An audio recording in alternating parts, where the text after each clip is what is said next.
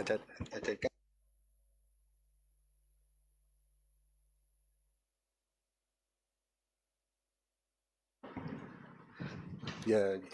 Your Excellencies and distinguished guests, and also the audience who are watching this event through Facebook Live. My name is Ekapan Pithavinit from Peace and Conflict Research Group from the Social Research Institute, Chulalongkorn University. Today I will be facilitating this dialogue on human rights, our everyday essentials, putting people back at the center of Myanmar's future. All we know that the democratic resilience in Myanmar is so much needed, and to return Myanmar to the path towards democracy is very essential. So today, on the occasion that the International Human Rights Days of 2025, we watched Thailand Nelson Mandela Center of Faculty of Political Science, Chulalongkorn University, and Peace and Conflict Research Group, Social Research Institute, Chulalongkorn University, coordinating to organize this event in order to share knowledge and experiences of people who have been engaged in human rights protection, democratization, and free and fair election. And we are wishing that this knowledge may help the stakeholders of political conflict in Myanmar to reconsider the democratic and human rights approaches for building peace in Myanmar. Today we are honored by the Assistant Professor Dr. Padupat Jittieng, Deputy Dean for Academic and International Affairs of the Faculty of Political Science, Chulalongkorn University. He also the director of Nelson Mandela Center for Conflict Resolution, Atrocity Prevention and Human Security of the Faculty of Political Science at Chulalongkorn University. And he also the ASEAN Intergovernmental Commission on Human Rights, the Thailand representatives from 2025 to 2027. He's going to give us a welcome remark. Please welcome Professor Padupat Jittieng. Thank you, Ajahn Ekapan. Thank you very much to Ajahn Ekapan, to WeWatch, and also the Social Research Institutes for courting the Nelson Mandela Centers to also be part of this celebrations on the occasions of the International Human Rights Days 2025, and then to welcome Professor Lee also to our faculty. I think it's a great honor for us. I would just going to be really brief and very short on my remarks here. I think it's really important that we bring these conversations to Southeast Asia and bring these conversations to ASEAN in particular, and also to Thailand, because as we are moving forwards with what we're going to be see unfolding in Myanmar, I think Thailand's going to play a very vital role in what to come and in what we're going to see as well. And because of that, having this conversation taking place in Thailand, we see there's something very valuable, and that would add to conversations that we are actually having here. So on behalf of the Nelson Mandela Center, as well as the Faculty of Political Science, we are really honored to organize this event together with our colleagues, and we hope that conversations that we are having here today at these events, particularly focusing on human rights and everyday essentials, trying to put people at the core, is going to be something that's really going to bring us moving forward. Because of, as you may know, that as ASEAN is now chartering one thing called the ASEAN's Vision 2045, our shared future, people are put at the focus and focal and the center of all this. So how are we going to realizing that people center ASEAN, including in the context of Myanmar's and Myanmar's future? I think that would be something really significant, and to also commemorating the International Human Rights Days, it's going to be something very powerful. So in that occasions, I would like to welcome all of you to this event as well, and then also to welcome Professor Lee. I'll be listening to you online after this, and then so without any further ado, I think I would yield the floor back to Ajahn Ekapan for doing all the work and preparatory. So thank you very much, Kap. Thank you very much, Professor Padupat. I heard that he also has like a parallel meeting to this meeting, so then he will be with us. Just a very brief, but very much thank you for coming to welcome us. For next, we are honored by Mr. James Rohaver, the head of Myanmar team of the Office of the High Commissioner of Human Rights, based in Southeast Asia region, office in Bangkok. He's giving our opening remarks. Please. Thank you very much. Distinguished guests, colleagues, excellencies, civil society partners, students, and friends, thank you all for having us today and for coming to this event. It's an honor to join you this afternoon as we commemorate International Human Rights Day under the global theme, Human Rights, Our Everyday Essentials. This theme speaks directly to the reality in Myanmar today. Human rights are not an abstract aspiration. They are the essential conditions that allow people to live with dignity, justice, security, and hope. Let me begin by expressing my sincere appreciation to our co-organizers, We Watch Thailand, the Nelson Mandela Center, the Peace and Conflict Research Group, and the Social Research Institute at Chulalongkorn University for bringing us together at this important moment. It is a privilege to welcome Professor Yanghee Lee, whose unwavering commitment to human rights in Myanmar continues to inspire so many of us. As she just told me before this event, once you start working on Myanmar, you never quite get it out of your system. And I can certainly attest to that.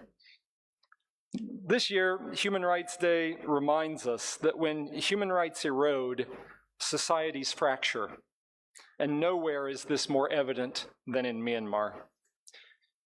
My team just produced a report for the June session of the Human Rights Council, where we documented not only the scale and severity of human rights violations in the country, but also something profoundly more important across all communities. The people of Myanmar have expressed a clear, consistent, and deeply held desire for a genuine return to democracy, grounded in human rights, accountability, and civilian-led good governance.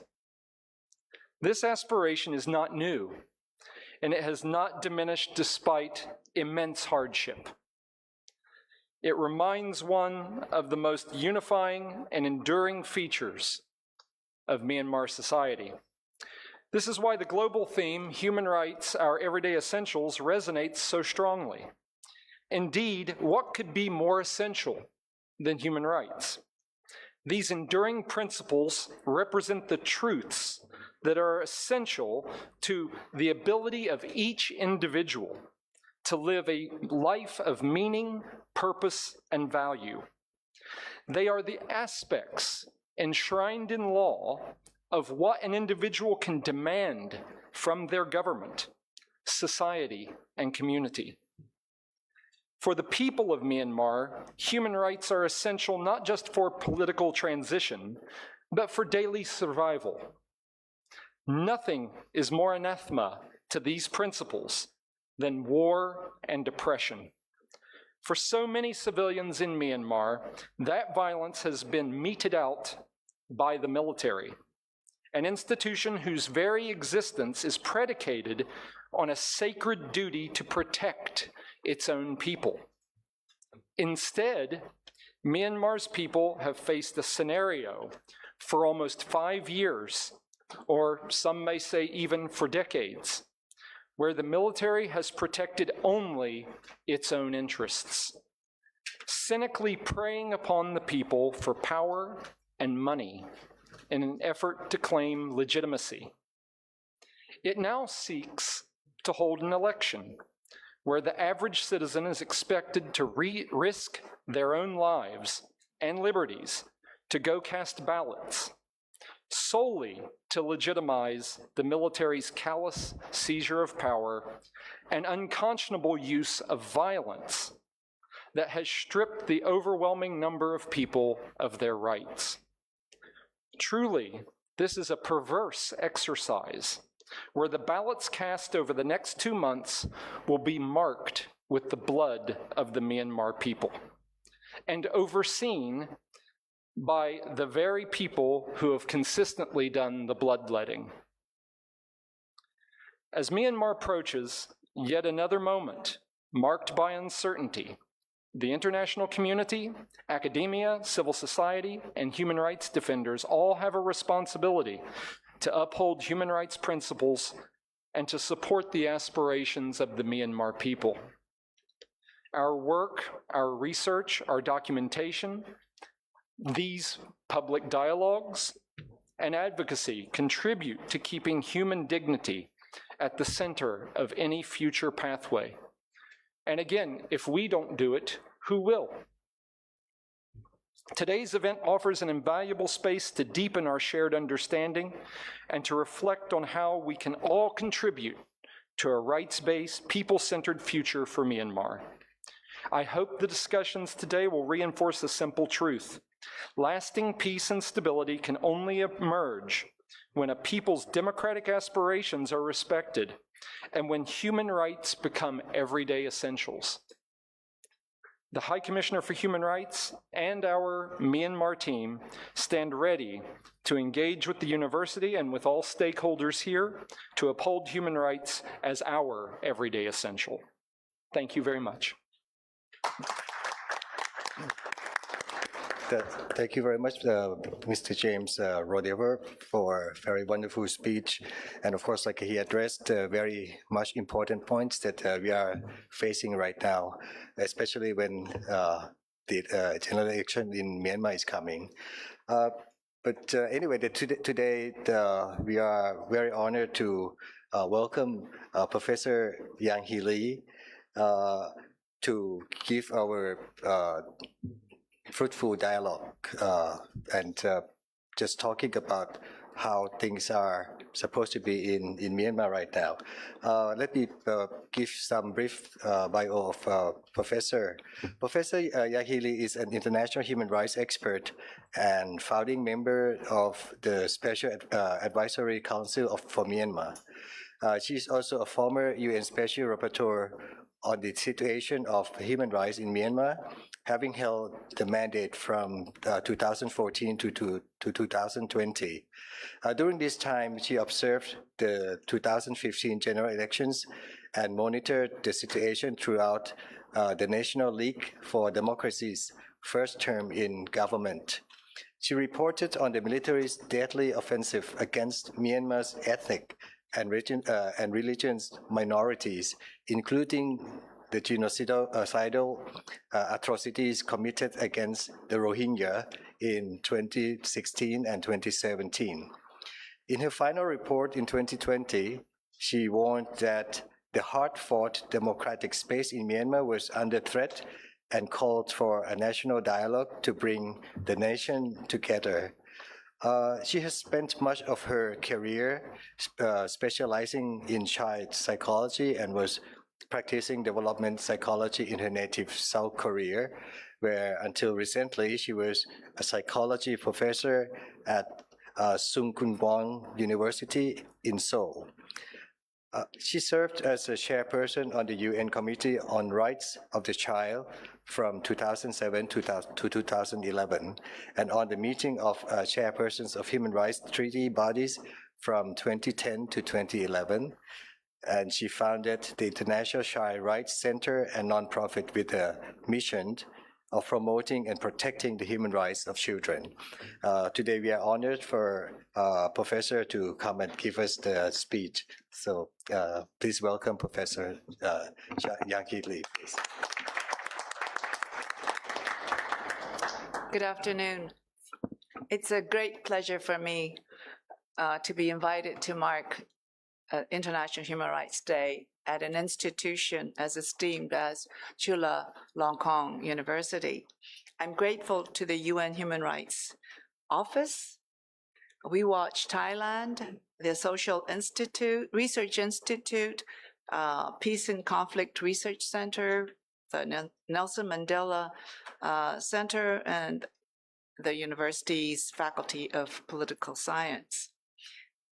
And I thank all of you, dear friends, for coming today, giving up your precious afternoon. Monday afternoons are very busy times to come and listen to my talk. This year's Human Rights Day theme is Human Rights, Our Everyday Essentials. Yes, we agree that human rights are for everyone and are the basic essentials for everyone. I wonder how many people know what the everyday looks like for the peoples of Myanmar. More specifically, do all the peoples of Myanmar enjoy the basic essentials every day? I would like to portray what it looks like every day currently in Myanmar.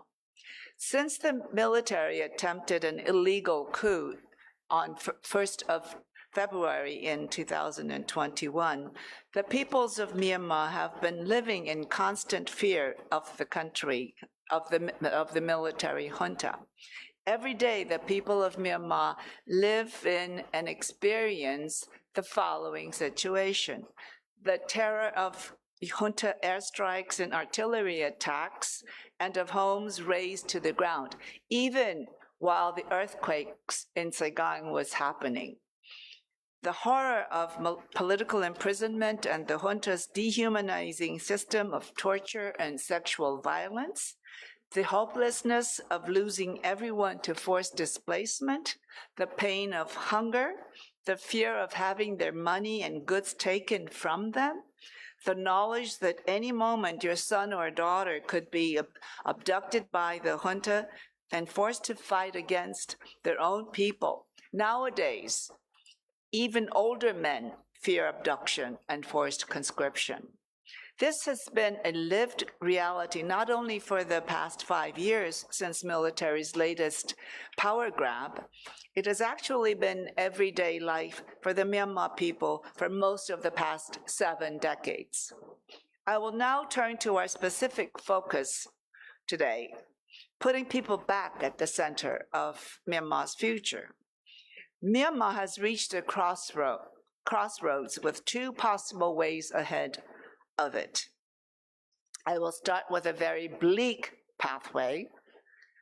One way, the path being pursued by the junta, is the path that will put Myanmar back deeper into crisis, back to the old days of terror, divide, and rule. The other way, led by Myanmar's revolutionary federal democracy movement, is the path forward for a new future. It is the embrace of a vision for Myanmar based on peace, justice, and human rights. Through their resistance against tyranny, the overwhelming majority of Myanmar's people have already made their choice loud and clear. They have chosen freedom and rights, and they stand as an example to the world of what true commitment to democratic values looks like, and the immense sacrifice it demands. Last week, our Special Advisory Council for Myanmar released a new briefing paper entitled The Way Forward.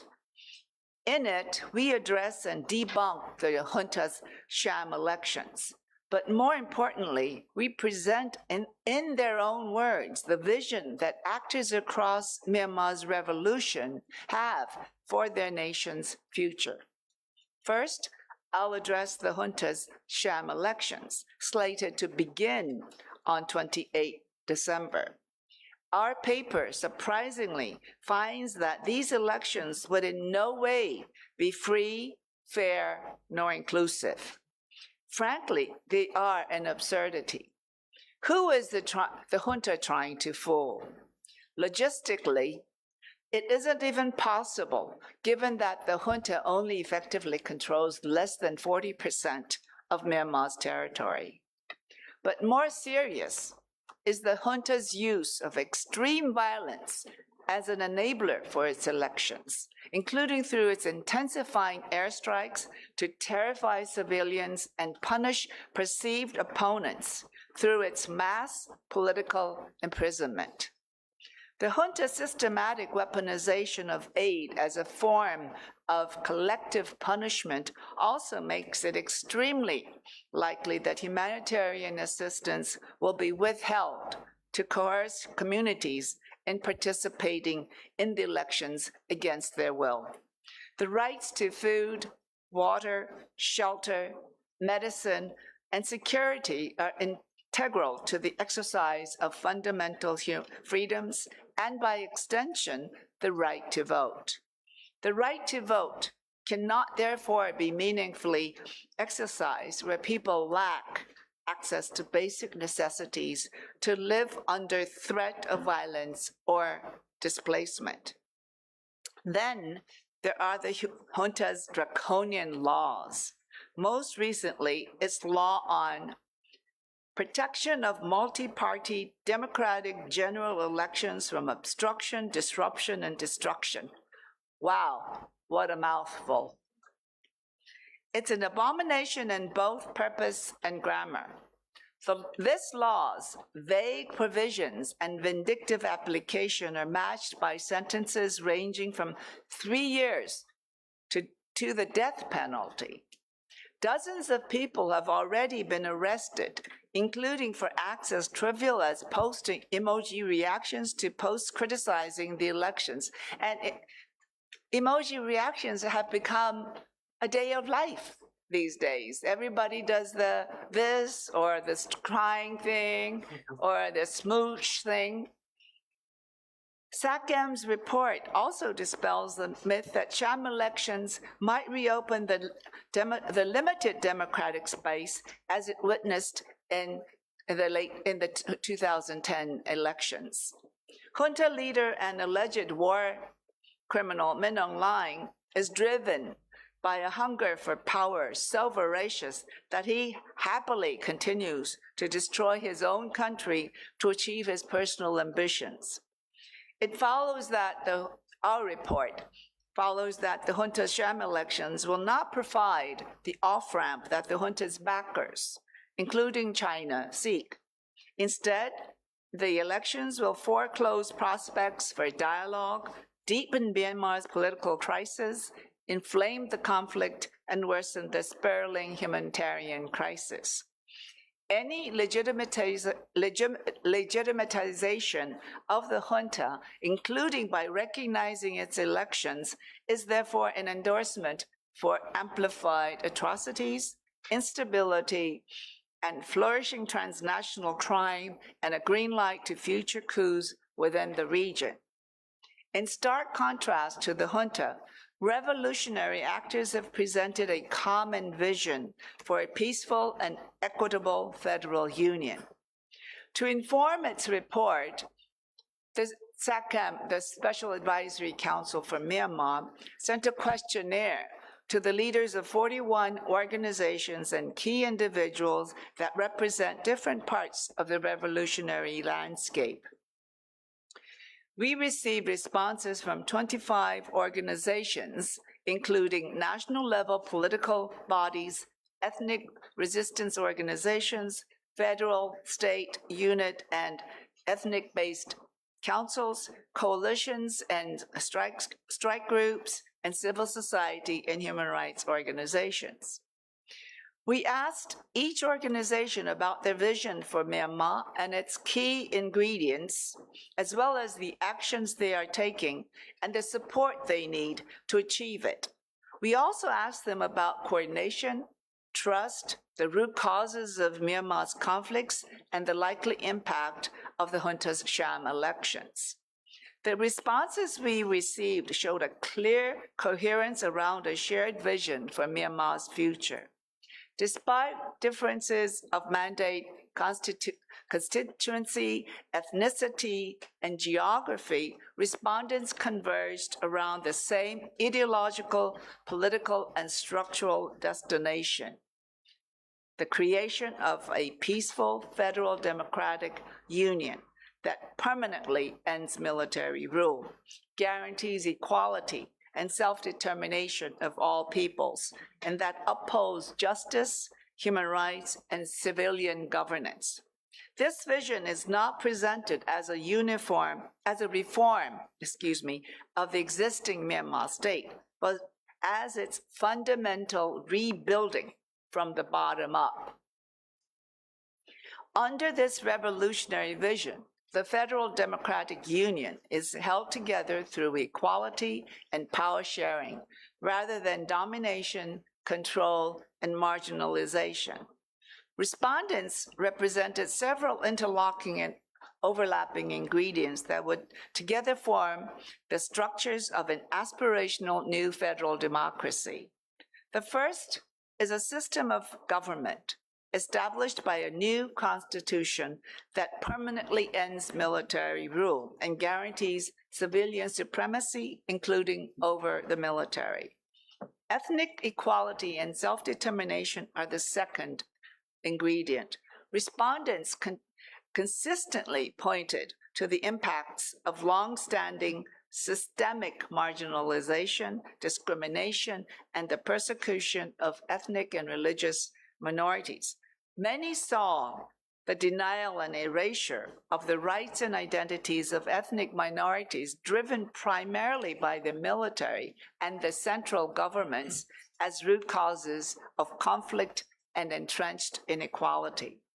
A third ingredient is unity and coordination among revolutionary forces, with unity framed as both a revolutionary means and as an end. Respondents repeatedly refer to the need for dialogue and collaboration between revolutionary stakeholders, a common framework for decision-making, and an inclusive process that ensures the participation of women, youth, and ethnic nationalities. The fourth ingredient is the realization of justice, human rights, and fundamental freedoms, with gender equality also raised as a core component. Respondents stressed that democracy cannot exist side by side with impunity, and that accountability and truth-telling are essential for reconciliation and non-recurrence of violations and abuses. Respondents also linked justice to the restoration of dignity. So with all that said, what can and should we be doing to help put people back at the center of Myanmar's future?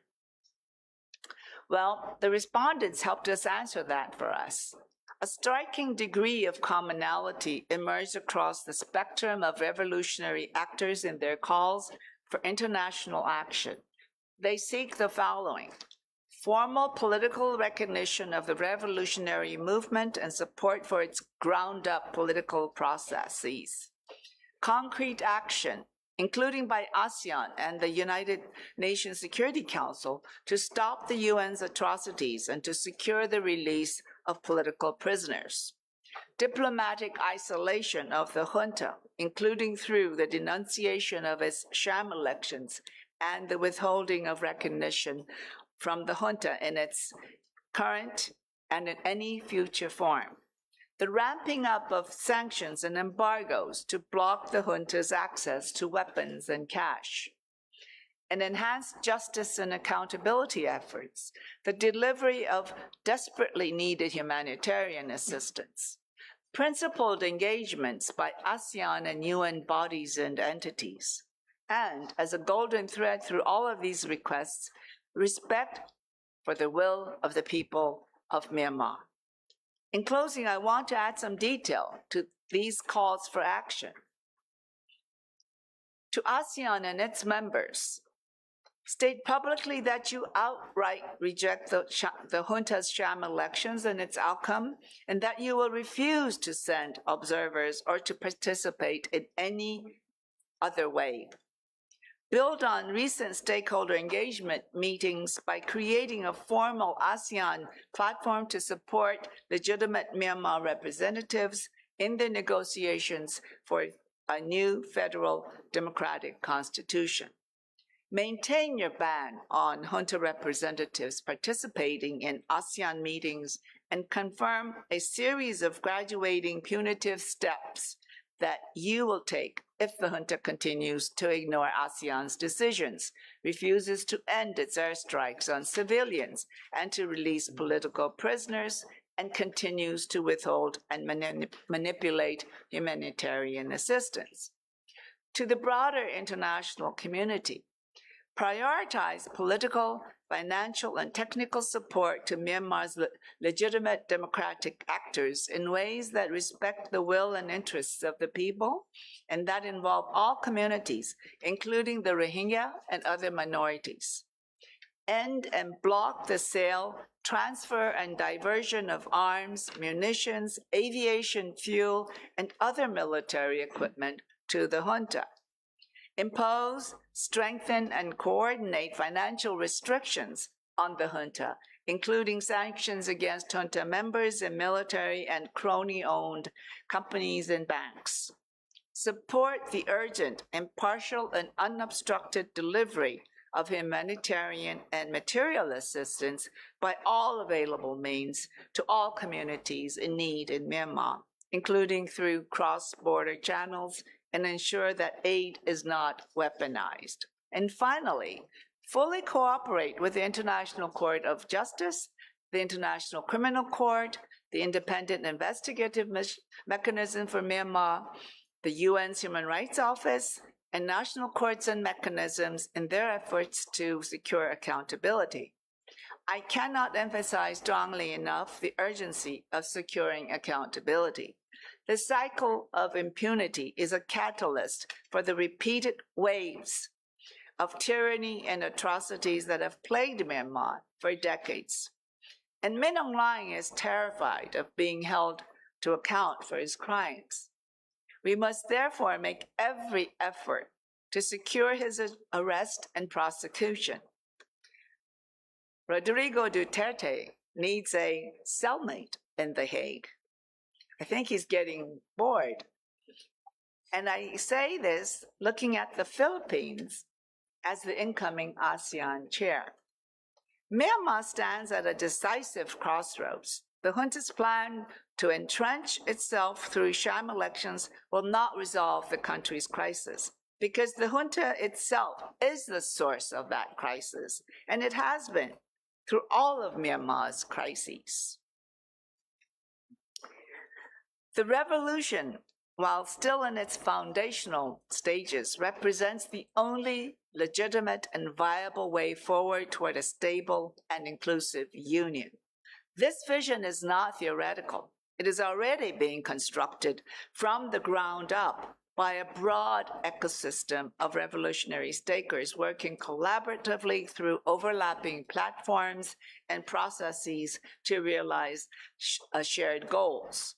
Its success will depend not only on the courage and unity of the revolution, but on whether the international community chooses to align its actions with the principles it so often professes: democracy, equality, justice, human rights, and determination of peoples. Only the people of Myanmar can decide their future. It is their choice alone to make, but we all bear the responsibility to stand on the side of what is right. Thank you for your attention. Thank you so much, Professor, for a very wonderful speech. And we got so many points. And then I think these points will be discussed later on. But from now, Mr. Pongsak Chanon, Executive Director of We Watch Foundation, we also raised some issues regarding the upcoming election in Myanmar that may be the points that will be the point of the discussions later on. Mr. Pongsak Chanon has been working in civil society for more than 30 years, working on various issues such as women, gender diversity, and children. When he was working with the Association for the Promotion of Status of Women.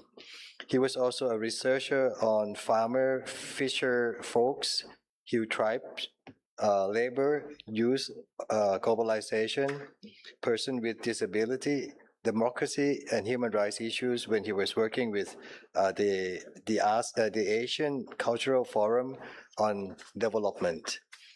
He also has experience in organizing Thai youth camps and international youth camps during that time. He has been working with Asian Network for Free and Fair Elections since 2002, and he has taken part in over 40 elections observation missions throughout Asia. Mr. Pongsak actively promotes democratic election principles, the rights of people with disabilities to participate in politics, elections, and he founded the Democracy and Election Watchdog Group, what we call WeWatch, which engages in Thailand's youth movement. So please welcome Mr. Pongsak. Thank you, Kap. Good afternoon, everyone. Thank you for organizing event with us, Dr. Ekapan. He's my guru. I'm studying peace with him in Mahidol. Can I have my tool to help me for my English as an alternative, just only alternative language? So I request you to look at the PowerPoint that I will go point by point because we're working with the election monitoring. We focus on election as a tool. So that's why we point out our sacred tool hijacked. The assessing of the legitimacy crisis of Myanmar planned election. And that's the word. When you are the observer, you need to understand the fundamental indicators. So all the fundamental indicators fail before an election. We do not need to observe. In the predetermined outcome, our participation validate the fraud. So this for us is clear that why we try to demand our government or our election commission to not involve with Myanmar election.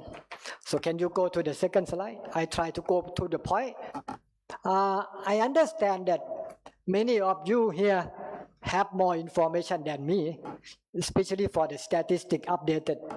And thank you for MRL, my colleague who working with the NFL assessment report. That very good report that I used also in our presentation. When you're talking about indicators, so we cannot ignore free and fair. I starting with free first. Free is not mean you free as you are the candidate, but you also the people or the voter. You need to have a freedom of speech, and you can see the detail that I also reading from the NFL assessment report. Oh, sorry, my voice. So we also have a mechanism of the destruction and also the consequence in the right hand side. When you're talking about free, so it's clearly totally failure. No freedom of from fear or expression in Myanmar. You can see the destruction, the violence, and the mass disenfranchisement. Over 4 million citizens are IDP. Military use the violence operation clear the way of the voting, ensure the citizen cannot exercise their right. So suppression of the expression and media, no free media. Citizens, including the children, are arrested. Even when you share in your Facebook or social media, and also you understand the children under 18 get a lot of people get arrested. Even when you comment, you put the thumbnail in the Facebook, you got arrested. However, the criminalization, descent of the high punishment, the new law allowed the UEC to prosecute voter who file the complaint if the UEC deem them unsubstantiated, restricting the scrutiny. It is very clear that this is not fear. People with fear, unchecked human rights abuses. So ongoing the atrocity like reports, sexual violence, destroy the basic of security. I think this is will be affect the participation, freedom from fear. Can you go to the next slide, please? So when you're talking about fair, oh sorry, I got the pointer. When you're talking about fair, it's called fairness. Totally failure. Okay, the structural fraud on the coerced choice. Mechanism of the destruction. You can see the constitution reserve 25% of the seat of military. Like they can make a veto and making a playing field with the fundamentals unequal. So when you're talking about the exclusionary law and competition, in 2023, for the resolution of the NLD and the Democratic Force, only the junta allied party passes the registration.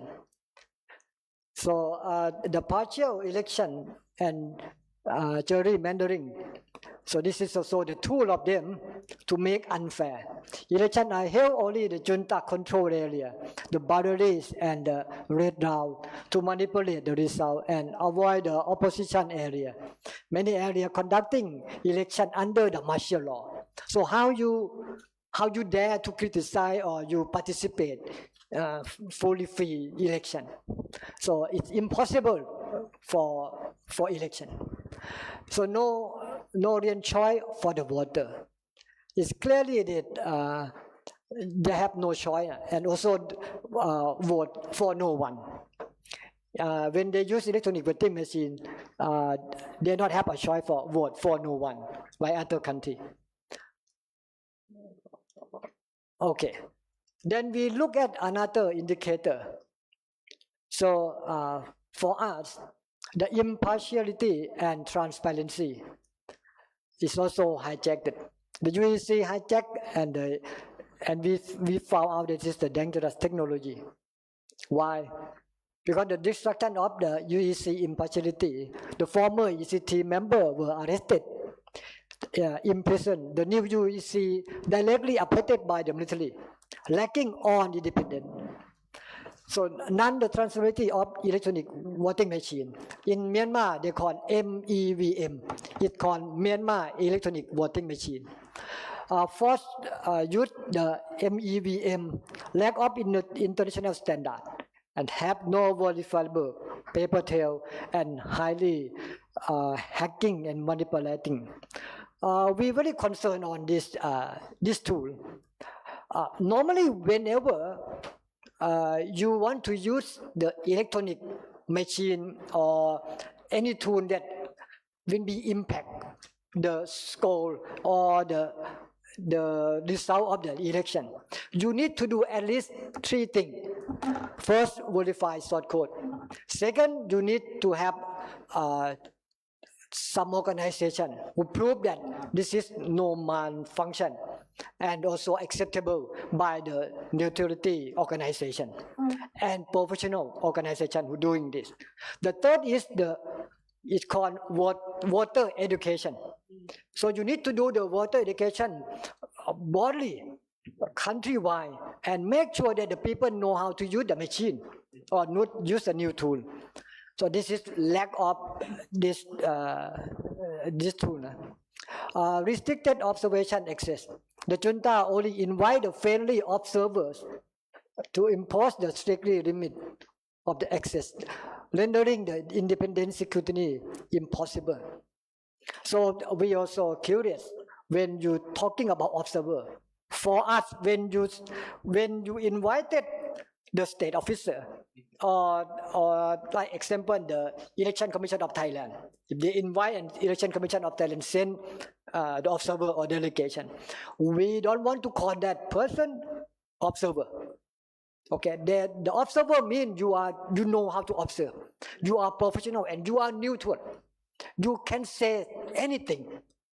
You can see the truth, right? And you have a right to say. However, this is lack of that. Operations failure.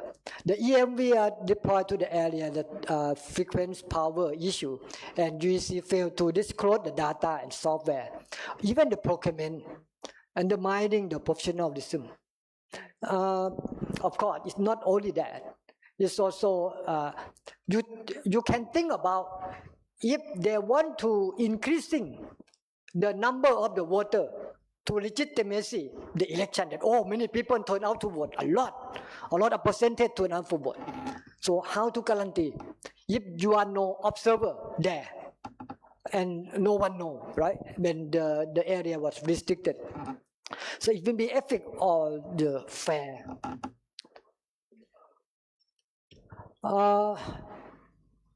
I want to point out the ethical conclusion and policy recommendation. We conclude to rejecting the legitimacy is true danger, and legitimacy the laundering. No?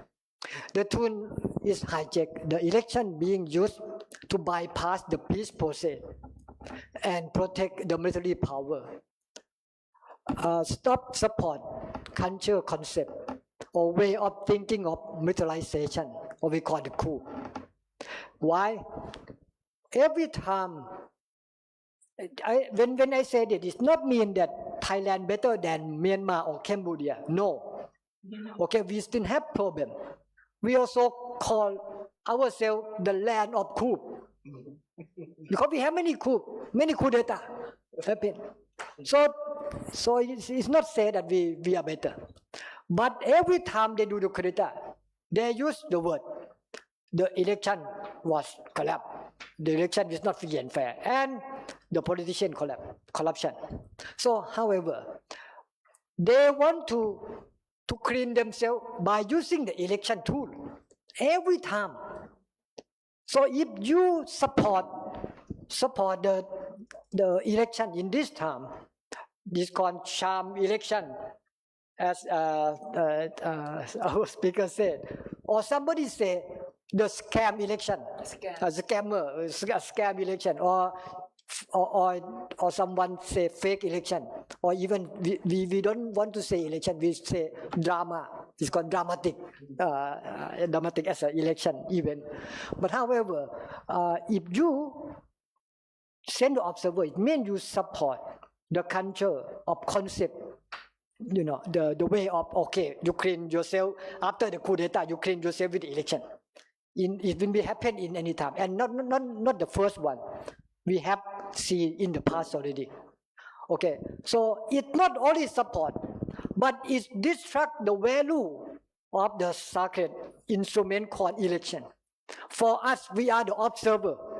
We think the election, the best tool as human can think to make a peace, to make a consensus, to make a participation of the people, the willing of the people, and make people equality.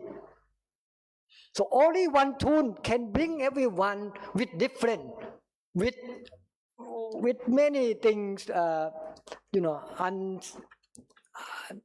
the same, unequal, whatever, but bring on to equal. One man, one vote.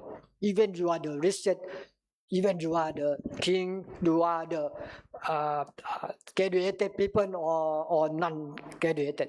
But however, it will be distract the value of the tool as we trust and we believe in.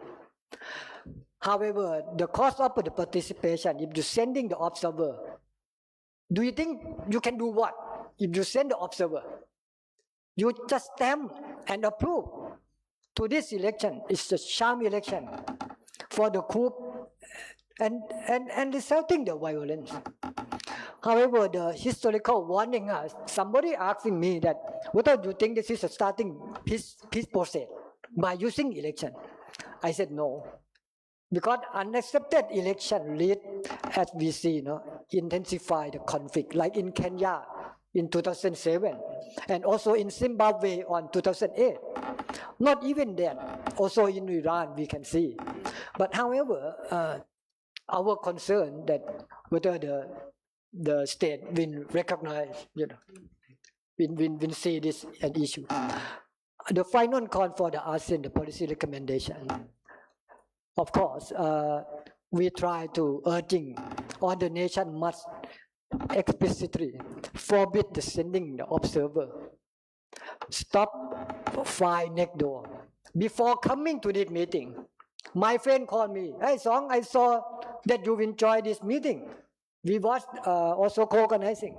Hey, don't do that, because not our duty. We still in suffering.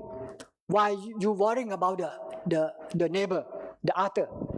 I said, the fine, if they have a fine in your neighbor house, finally it will come to your house. For sure. So you should understand. I mean, it's many dimensions of thinking on this way.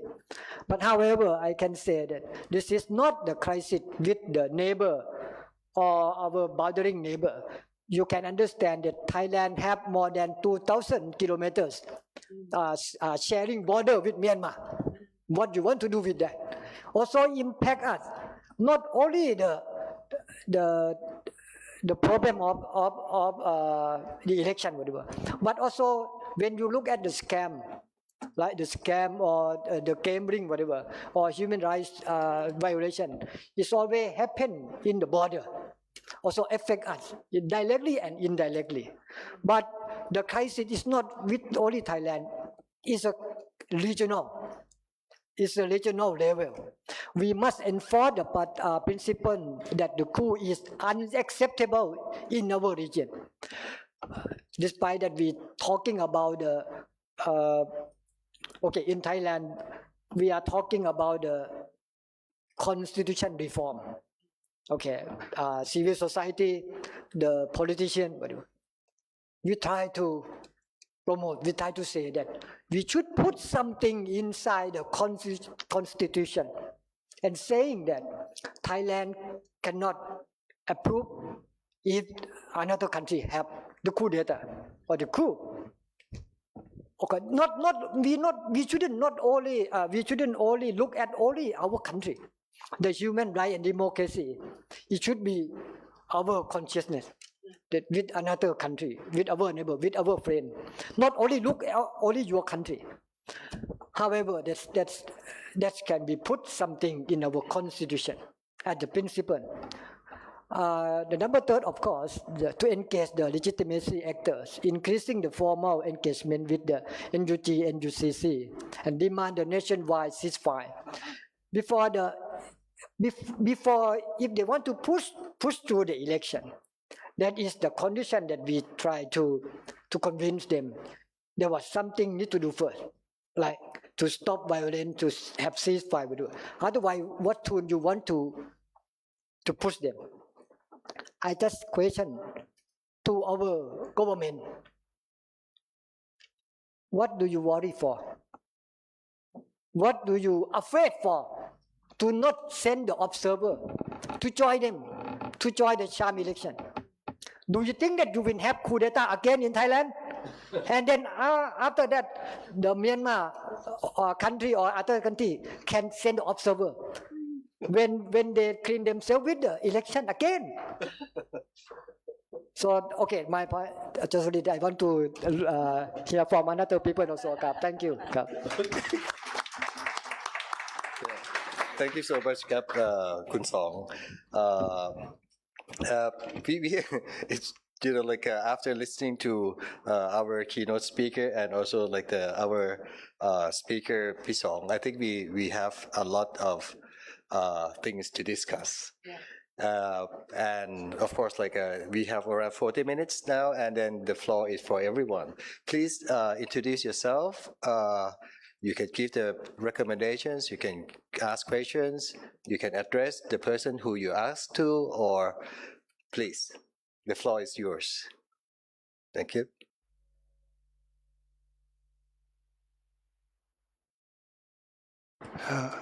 Assistant Professor Anucham retired, actually advised to the ministers and so on for 40 years, non-political. I have a lot of questions. Today we listened to a lot of the facts, which is very interesting. The problem is that how do we mitigate such problems? So I understand that the Myanmar government, the SSC, is trying to give some kind of legitimacy to the government by holding elections. Now, elections, whether they're completely fair or free, it gives some legitimacy to the country, because many countries say, okay, they had elections, so they are legitimate, that is one way. But really, given that in Myanmar, there are a lot of factions and they're not really united, how do you think, from your observation, how do you think we can mitigate the situation? How do you think we can improve upon the situation? And that is the key. To know the problems, to complain a lot, I made a lot of remarks about it, is one thing. But the key to solving the problem, or mitigating the problem, can you please provide some kind of ideas from your experience about how the situation may be mitigated? How can we move towards a more peaceful situation in Myanmar, step by step? Okay, thank you. Thank you very much, sir, for that observation and the question. I think what you said about the factions is the ethnic organizations, and they're all many different stakeholders in Myanmar. If I may be so humble to say that the past 70 years, the 7 decades, there's been so many, what we used to call them ethnic armed groups. These groups were protecting their community, their state, against the central government or the military. And they were fighting against each other. And we saw many militias on both sides, the military and also from the ethnic groups. But this is the first time in the history of Myanmar that, since independence, that the ethnic communities are in agreement that they do not want the military to govern or to be part of their everyday life. But that doesn't mean that they agree with having Burmese take over Myanmar. But at least for the first time, the ethnic communities see the military as a common enemy. And I think this is where the regional countries, and in a broader sense, the international community too, empower these different entities to communicate with each other more, to align with each other more. There are some communities, some states in Myanmar that have already built their own governance structures with judiciary and administrative structures. And those structures should be replicated and spread throughout the other states and divisions in Myanmar. And once that happens, I think the key would be that there should be it's a federal government that the people want. Now, there's so many different federal governments around the world. What do you need? Right now, the NUG, or the NLD-led NUG, or NLD government, thinks that it's a top-down approach. We're the central government, you listen to us, we say things and you have to follow But that's not what the new generation and the new people want. They want autonomy a little bit. They want a little bit of freedom. I think the biggest question from the past of the national ceasefire agreements and the Panglong conferences was the power sharing, but also resource sharing. I think whatever in the future federal government comes through, whatever central government will be just an architect, a building or an architecture that holds the country together for international relations. But the states should have the autonomy to make their decisions too, more so than they've done in the past. And once these different ethnic communities understand what this bottom-up federal structure is like, then I think they can build strength to align themselves more. But right now, we are running out of time, and people have lost so much lives in Myanmar. And I think there has been, I'm sure, I'm talking to the experts, the political scientists and the diplomats here, but which incident in the world or which country in the world have you ever seen people resisting 5 years against a coup? The people have been resisting for the 5th year against a coup. The coup hasn't ended yet. It's still ongoing. And it's the first time. And I think the world has to learn from the people of Myanmar how resilient they are and how determined they are to see democracy and to see freedom. I don't want to say democracy and freedom as the same thing, because we see many countries that has the title of democratic such and such in their country's name, which are not truly democratic nor free. Okay, so I wonder if this was a good enough answer to your very poignant question, and maybe others can. Yes, sir. Yes, please. Your sense. Thank you very much. Thank you to the organizers for having us here, and my personal thanks to Ms. Nilapay Chet for reaching out. I was wondering whether I should speak, but since I'm here, maybe I should say a few words. So if you allow me, I mean, firstly, of course, thank you, Ms. Lee. I mean, it's very good to see that you still have the fire in your belly and still very much engaged on this particular issue. As I said, I'm currently the ambassador of Bangladesh to Thailand and Cambodia. But in my previous incarnations, I did have opportunity to work directly with you and your office in different capacities. The last point that you made, I mean, maybe we should, of course, reiterate our salutation to people of Myanmar for the resilience that they have been demonstrating.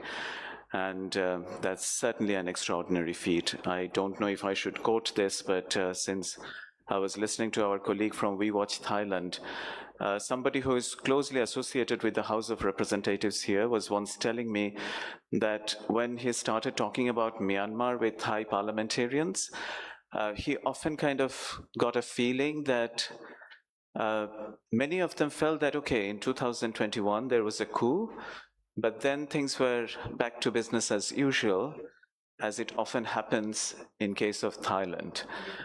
And somehow this notion that it's kind of a raging conflict situation which can be pretty well identified as a civil war going on, I mean, that is often missing even within the political establishments, and not just in Thailand, also probably across the region and beyond, and I do not exclude Bangladesh from that consideration.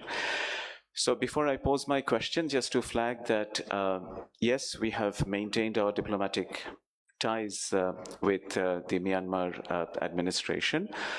But at the same time, I mean, we have been doing our part on the human rights front. The current special rapporteur on the human rights situation in Myanmar, Mr. Tom Andrews, he continues to work very closely with our authorities. I mean, before this session started, Mr. Rohiber was asking about even the stakeholders dialogue that our delegation was planning to hold in Qatar last week. And in all these processes, the special rapporteur is very much engaged. At the same time, you mentioned the justice and accountability mechanisms. I think, as you are aware, Bangladesh can claim to have played an instrumental role in setting up or putting in motion all these processes, be it the creation of the independent investigation mechanism under the remit of the UN General Assembly Third Committee resolution, or be it the International Court of, Criminal Court's case in relation to forced displacement of the deportation of the Rohingya to Bangladesh, or of course the OIC-sponsored case at the International Court of Justice, which is led by the Gambia, of course. So we remain very much engaged with all these processes, and you can guess from the list that none of these mechanisms is very easy to maneuver, especially when you try to work from the behind. But I just wanted to assure everyone present here that while we maintain our contacts with Myanmar authorities, we will not deflect from the priorities of both human rights and, of course, humanitarian situation, goes without saying. This is probably not the platform to go into details about the Rohingya crisis, but let me just flag one concern that some of the revolutionary forces that you have been talking about, the ethnic armed organization, regrettably, we see that the organization that is currently in control of most of the territory in Rakhine State, they are also repeating some of the excesses and crimes that had been committed by Tatmadaw. And this is something that we need to keep talking about while we discuss the issue of human rights. Now, at long last, coming to my question, on the elections, of course, which is probably the focus of this event, I mean, we get your messages. We are assuming that the elections will probably go through. I mean, the first installment in December and the second two, and the other two in January. But the question is, what happens then? Of course, the question about legitimacy is probably on the forefront, but being a next door neighbor, I mean, what probably we would like to understand, would that escalate the military offensives against different ethnic groups that are that have taken up arms? Because lately we have seen that Tatmadaw has been regaining some territories. So what's your assessment, whether that's going to further intensify? And secondly, since you have, again, as part of your survey report, talked to different stakeholders, so the other, maybe also human rights issue that many of us are very much engaged with sitting here in Thailand are the scam center operations, or the growth in opium trade, for example. So again, post-election scenario, any sense of how these things will evolve and pan out? What would be the next administration's or dispensation's response to some of these criminal enterprises that are going on? Thank you very much. I'm going to try to answer this. Thank you very much. Bangladesh has been a friend to the people of Myanmar, especially the Rohingya people of Myanmar. I'll try to tackle your question, and then maybe James can also have an answer to that. As a lead up to the elections, there's going to be more airstrikes to clear the path. Okay. The people are determined that they're not going to throw the towel and cooperate after the elections with the junta. So after the elections, I think there's going to be a collective punishment of the territories and the people who did not vote, who did not come out to vote. So there's going to be increased violence after the election too.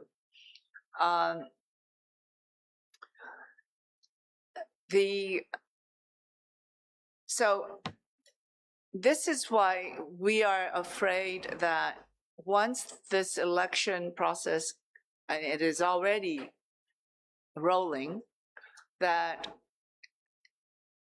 there's going to be extreme violence either way, leading up to the election and post-election too. Because the military is not going to be happy with the areas that they don't control and maybe with the actual turnout. And as our colleague from WeChat said, the machines that they'll be using, we don't know what's happening. And by the way, the machines are made in India. I don't want to qualify that, we don't know if it can be manipulated, but the military will know how many people showed up and how the actual votes were cast. Of course, the results that they announced will be totally different. So if they're not happy with the actual votes, there's going to be a collective punishment of the people, even within their own ranks. And a recent report by UNODC says that the opium price, the sales have gone up.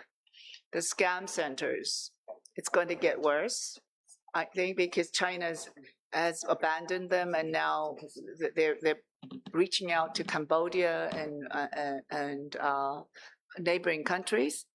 Min Aung Hlaing has completely destroyed the country. So he needs money to build the infrastructure. And I think the only way he's going to get that money is through opium sales or drug sales and the way that they've exploited the natural resources. That's going to be extremely worrying, and I think that's where the difficulty will be. And the rare earth mining, it's going to really destroy the environment of the people that live in Myanmar. James, sorry. No problem.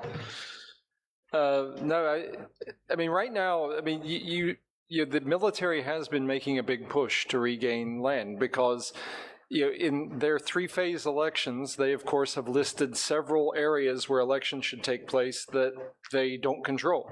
I mean, they control less than 40% of the country. So the question is, how much territory have they retaken? Not much. I mean, they have made some increases, particularly in controlling highways.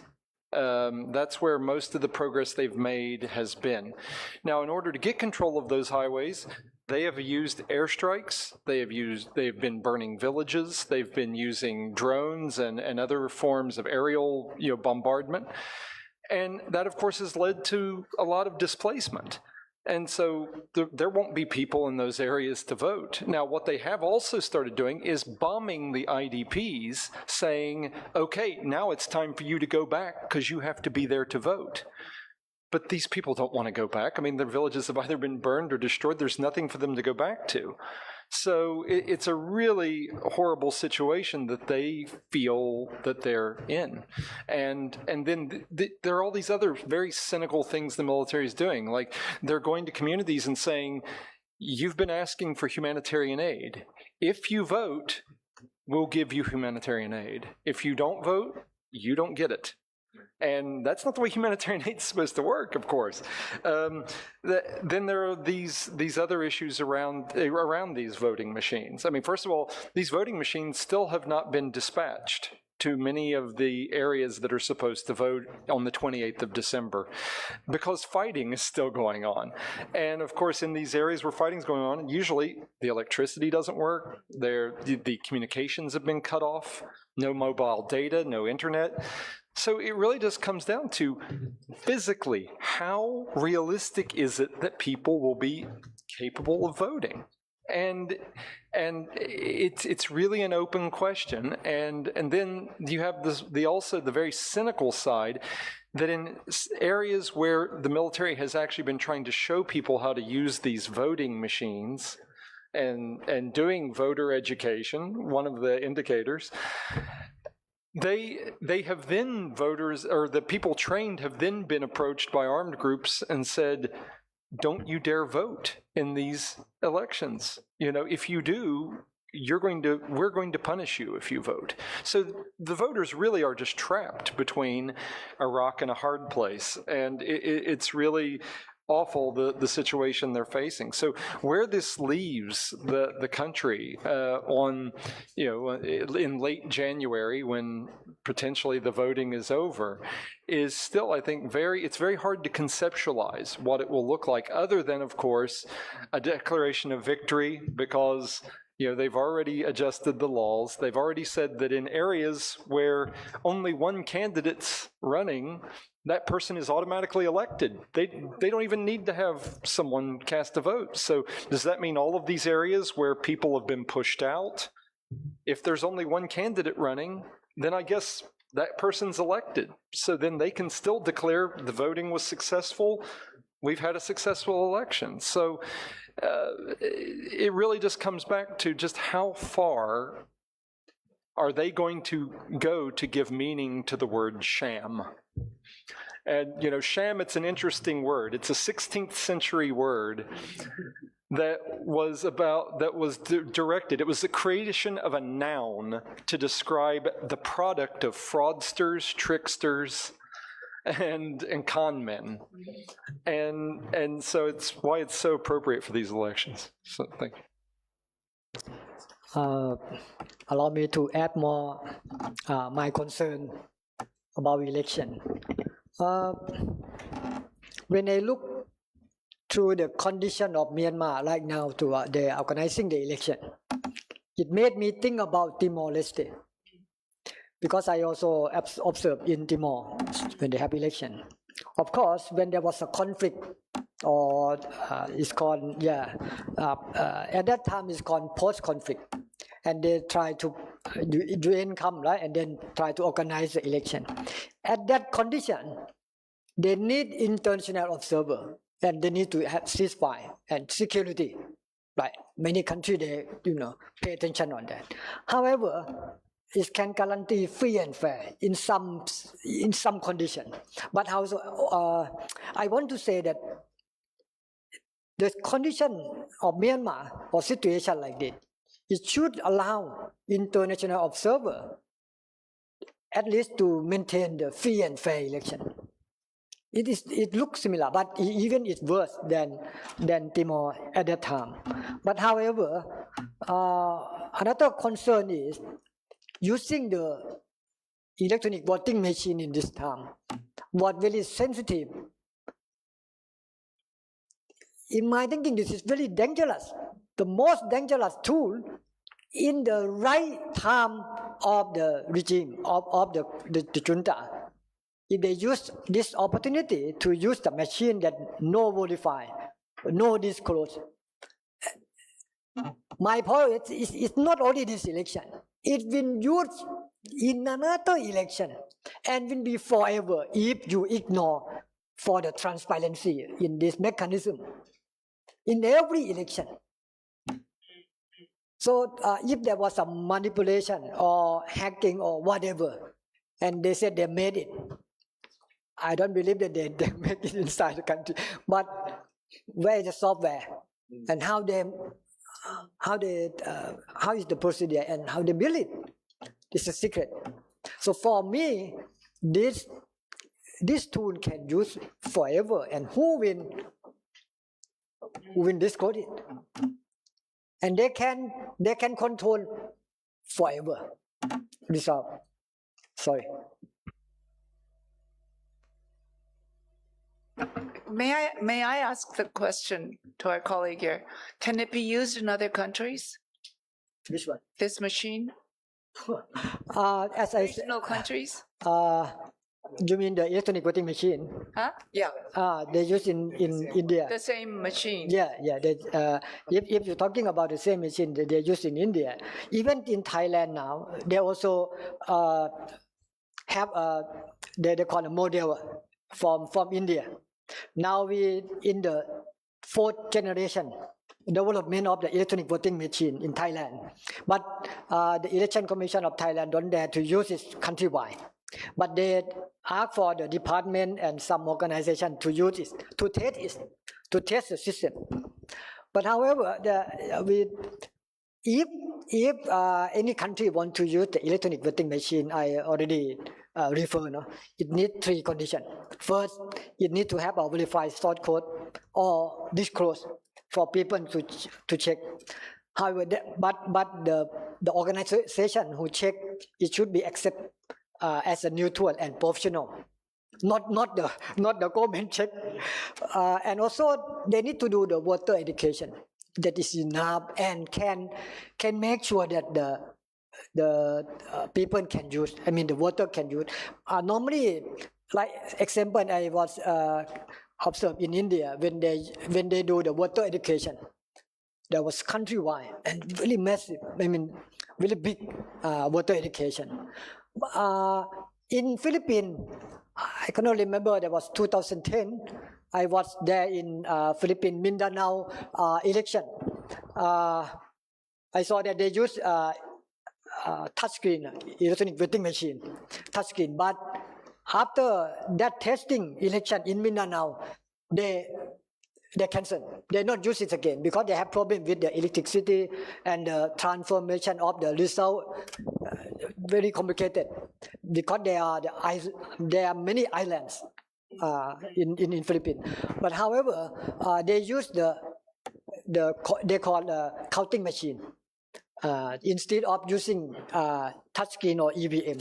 But any country have a different condition. I mean, we understand that. But my concern is there was 3 conditions they need to do before they using the machine.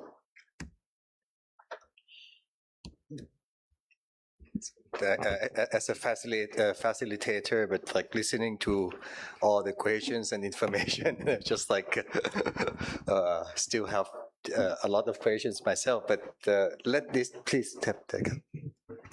Good afternoon. I am Ed Legaspi. I'm a Filipino. Thank you for the mention of our country. And Minong likes potential cellmate. My question is, from where I sit, it seems that there's no good outcome from the exercise of the election because, as you have said, the Myanmar people have fought valiantly for 5 years against the junta. And this is an arena where it's fair to say that it's the last straw of the junta to gain legitimacy. Yeah, because like they have also set the bar for an election so low that it shames like what Thailand did in 2019, what Cambodia has been doing for the past 2 elections to ensure the victory of the ruling party.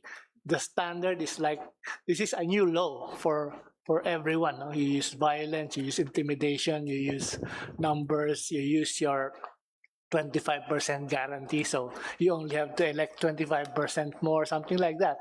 So my question is, is there any good outcome that we can expect, and something that the people and the international community and supporters of Myanmar can still do? Because I think the only thing that the junta has to do in Myanmar is to conduct the elections, and then it's done for them. Yeah, they withdraw they have they have pulled the victory of the NLD for the past 2 elections, and then it's done. Yeah, of course, we can still condemn that, but what is the good outcome for, and what can still be done for in the upcoming? Is it still preventable scenario of the junta finally having its legitimacy?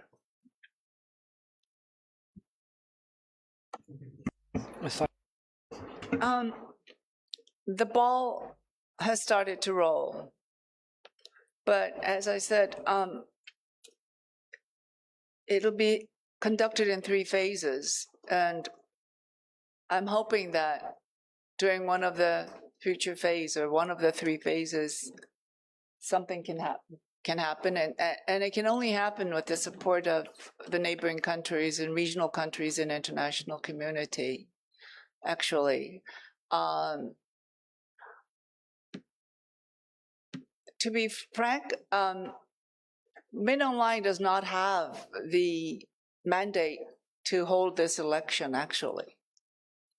By staging a coup, he has already abrogated the 2008 constitution. So legally, he has no mandate to hold the election. And this is something that ASEAN and other international community must really speak louder than they have.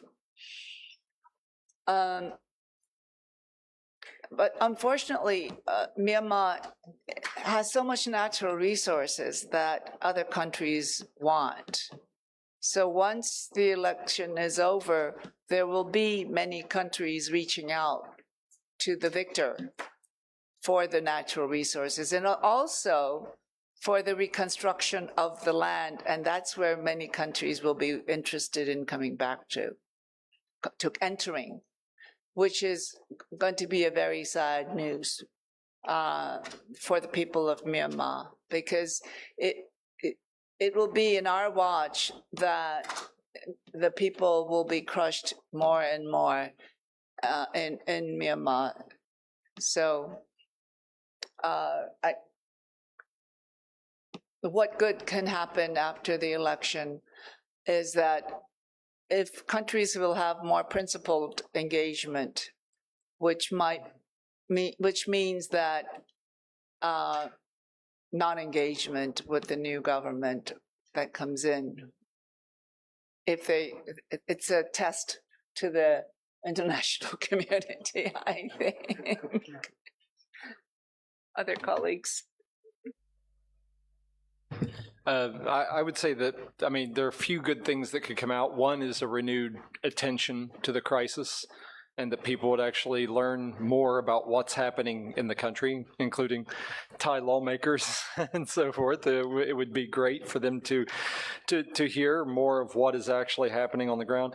The other thing is that, I mean, hopefully there will be an emperor has no clothes moment where people realize that Min Aung Hlaing, I mean, one of the galling things about this election process is that out of all the things he's committed to or acknowledged over the last 5 years, including the ASEAN 5-point consensus, he has shown repeatedly that he is not an honest broker. He is not a good faith actor at all in trying to meet any of these conditions or obligations.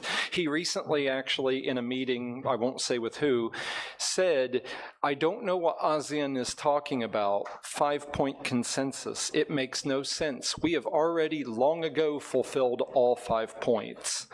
So what are they talking about? You know, that just shows how absurd the situation is in some respects, and if it would actually wake some of the governments up in the region and see, well, look, we even said that we're willing to step back and look at these elections and see if something good can come from it. Maybe this will wake them up and say, well, clearly with this guy, nothing good can come from it. So. Can I have another shot, because my mission is to implement. So first of all, there was mention of collective punishment. I think that there are two things that we can do. First of all is collective punishment. The ICJ is one thing.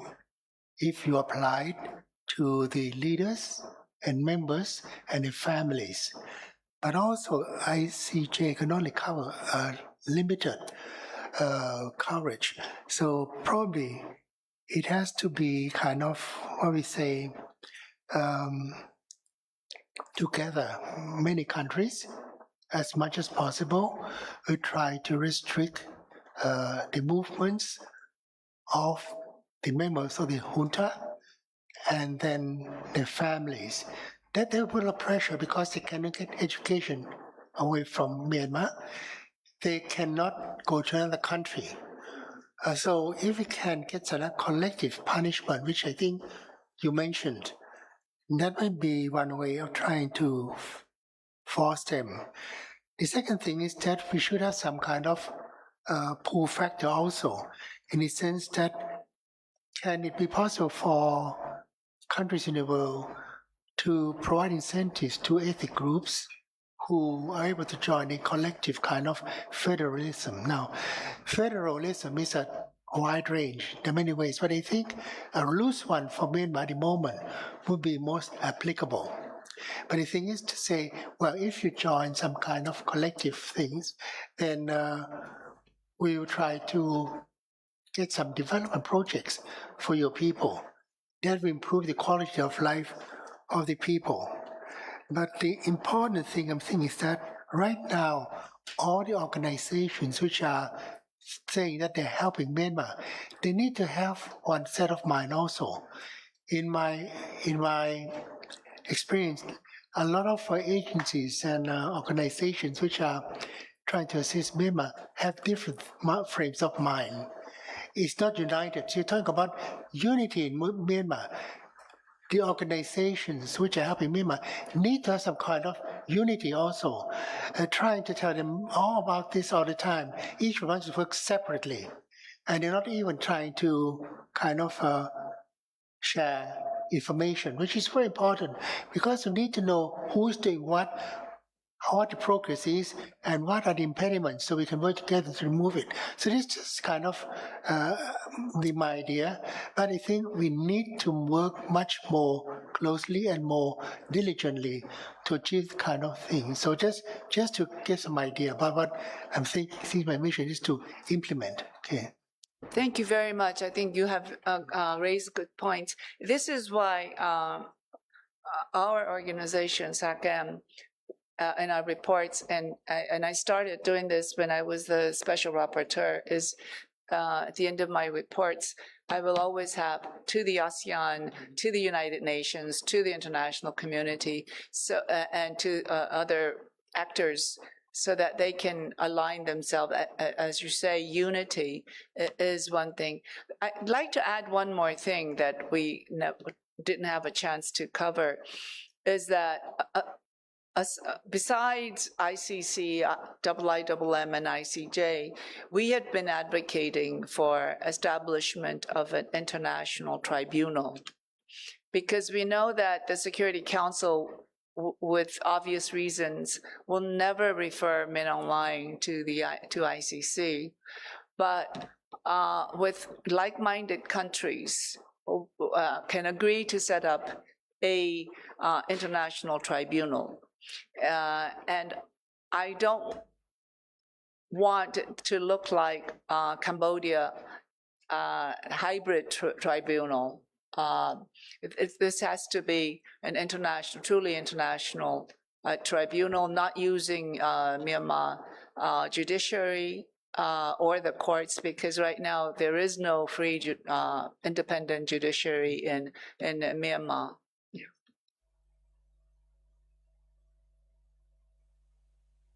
You have anything to address? No, not yet. Okay. Just want to add in the Thai context. It not mean that we not understand the geopolitics or it's called the politics between country, or even talking about ASEAN. There was a problem when you talking about ASEAN, but you still have the bilateral, they call bilateral agreement. That also even talking about sending the observer, ASEAN said no need to send, but the country who have a bilateral agreement can make a decision by their own. In this case, we will not unity. But however, talking about the condition to push through, or it should long policy to solve the problem. Like it's not just only look at the recently problem. Some people may argue that this is starting, at least people get tired now, they want to start a new one, and it's probably even be solve the problem. But we can see in the past, even many history also is not that way. It's not go to the right way if we still leaving the reality behind. I think like example, if you're talking about the relationship between the military, Thai military and the Myanmar military, it's clearly that there was very close, and the policy and the benefit here that is come to the way of ever military agreement. I think the Thai society also need to monitor and also need to push the government to, at least we need to come out together. And it should be advanced or forward policy in the way of pushing, not accept everything and, allow the human rights violation happen. This is also the principle. The world or even the region come to this disaster or the crisis because we don't care about the principle of human rights or extension of human rights. It just say, the democracy in the Thai way, democracy in the Myanmar way, or election in the Myanmar way, election in Thai ways. It's this ridiculous. I mean, it's really disappointed. We should have a lesson learned and come together, and we should change the cultural concept or the way of thinking like this. Thank you. And can I have one more point? Sorry, I have to leave, but I was making a point. See, I've been trying to say that as advised in the government, previous ones, the requirement that you need visas is under normal circumstances. When people flee from their lives, they're not able to get visas or work permits. The Thai law is flexible enough to accommodate this situation, but it takes the leaders of the country to agree. You saw example from the United King and Queen Sirikit. They opened the borders for Cambodia and Laos many, many years ago. So the thing is that the United King said justice is above the law. To apply the wording of the law correctly, you need to go into details and the circumstances. The circumstances are different. So what I'm trying to say is that when you say, okay, you need a visa, if you don't, you're illegal. That's a big problem. We know that the circumstances are normal. So we can, with our leaders, to apply. We have flexibility in our written laws, but we're not doing it. We try trying to explain, but it's difficult to get some military leaders to understand. So I think this one principle we can push under normal circumstances. The present foreign minister is quite good. Some are quite okay. So I think that if together we try to make this point, which have been trying to make for many years, as the chief advisor on security affairs anyway, I think we can at least make anything done. And when anything is agreed and done, many things can move. We can say that we have proposed that experience and well-behaved Burmese people who are not going to involve in politics. We need them. We can allow them to, we can declare policy to have them stay in Thailand and work gainfully as long as they get involved in politics. So there are many things that can be done. In fact, there are many things that 99% approve. It's just that we need to get the top man to say, okay, we'll go with it. And the problem is that the people, it's not only my idea, it's the idea of all these government officials. They are not keen and are not so brave to make their proposal. So they ask us because we are safer as advisors to make it, But I think that if together we can reach this kind of point, which is we call implementable, if we will make headways. Okay, thank you. Thank you, Kap. Since I think we are already running out of time, do you have anything to address eventually? No?